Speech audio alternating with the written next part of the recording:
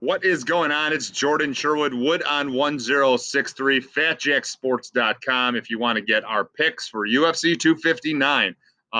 Looking back at last week, bad week for us, 0-3 in our selections. Just didn't see any of that stuff coming. Well, and it's a situation when I'm advising fights that I'm not going to second guess. Maxim Grisham, I think, was the right play at plus money against his fight with Dustin Jacoby. Sirogan and Jazeer Rosenstruck, I thought they'd go under 2.5 rounds. Not going to be disappointed with Jimmy Rivera. Great game plan by Pedro Munoz. And look, we lost, but the 3 weeks prior, pretty gosh darn good. So we'll have multiple selections for UFC 259. Israel Adesanya tries to become champ. Join that illustrious crew of Conor McGregor and Randy Couture and Daniel Cormier and George St. Pierre. And he definitely has a great shot to do it. There's a reason why the guy's 20-0. He's number 3 right now in the pound-for-pound rankings. And he has just, looked unbeatable. He has looked flawless. People question whether or not he'd be able to, handle a guy like Paulo Costa or Robert Whitaker. And look, he's been brilliant. His kickboxing acumen has transitioned extremely well. And now we're hearing the reports that, look, he's not going to even try and make the 205 limit. He's going to walk in at 197, which, likely is typically what he fights at anyways at middleweight. And he's going to look to utilize the skill set against Jan Blachowicz, a guy that's now won 4 fights in a row. I think shocked a lot of people by claiming the UFC light heavyweight championship with a guy that was literally going to be released. Like he was a middle tier light heavyweight, and now he's a champion of the world. Call me crazy, and look, it's Wednesday that this video is coming out. I like Jan Blachowicz in this fight. I do, because I think that the power is going to cause some issues for Israel Adesanya. And I think the underrated grappling of Blachowicz is going to potentially cause some issues for Adesanya if, Blachowicz decides to implement it. Now, we haven't really seen him do it a lot.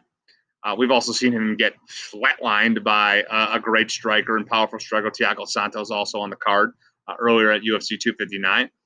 I don't know. I just feel like that Israel Adesanya might be playing with fire and waging in a stand-up war where he's going to try and use his elusiveness and then his counter-striking to get a victory. But look, he's 20-0 for a reason. He's just really that gosh darn good. But Jan Blachowicz right now, what I'm going to recommend, it's not going to be an official play, but what I'm going to recommend to people, if you can get Blachowicz at like plus 195, plus 200, 210 in that range, I think you play it. I think you have to. I think that he's on a meteoric rise right now. He's looked very good, knocking out Corey Anderson, knocking out Luke Rockhold, obviously the victory over, to win the championship over Dominic Reyes. I think that's the play that you have to do. The other interesting thing, well, first off, I don't want to ignore Amanda Nunes. Amanda Nunes is the GOAT. I think she's one of the greatest fighters of all time, not one of the greatest female fighters of all time. And I think Megan Anderson is just the next contender at 145. Megan Anderson was supposed to be in this spot a couple of actually years ago, but I believe she lost her UFC debut. So she had to, go back to the drawing board, and, Amanda Nunes was flipping back. Good matchup, but I don't really see anywhere where Megan Anderson, outside of the size, could cause some issues for Amanda Nunes. The interesting fight is the Bantamweight Championship. I've been high on Aljamain Sterling for quite some time. Ever since he bounced back from that brutal KO to Marlon Moraes, he looked uber impressive. We had him, recommended him over Corey Sandhagen. That was a plus money win for us. And I was on him up until this week. And now I'm trending towards Peter Yan. I really think that Yan is a championship fighter. And he's going to, cause some major issues in the stand-up game for Aljamain Sterling, who's going to try to use his athleticism and take the fight to the ground. So no recommend play on that fight quite yet. We were early on Sterling. We're now on Yan. Well, I'm likely going to have an official release for that fight, come fight night. We do have a play in the Tim Elliott, Jordan Espinoza fight. Definitely, have a clear-cut guy that we like in that fight. So pay attention to that. We're looking at 5 releases in total. At Fat Jack Sports, possibly some more. Got to look at the totals a little bit more. Don't really do that till middle to end of the week. But look, I'm excited for the fights. It's not often to get the 3 title fights. Drew Dober's coming back too against Habib's boy, so that'll be intriguing fight as well. I mentioned Rakic and Thiago Santos at light heavyweight.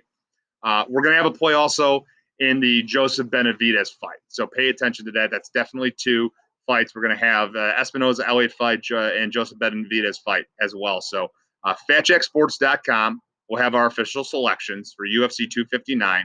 I'll be on VSiN later on this week. I'll be on with Josh Cohen and the home team at ESPN West Palm later this week. So it's a busy week for us. It's a busy week for you. Enjoy the fight.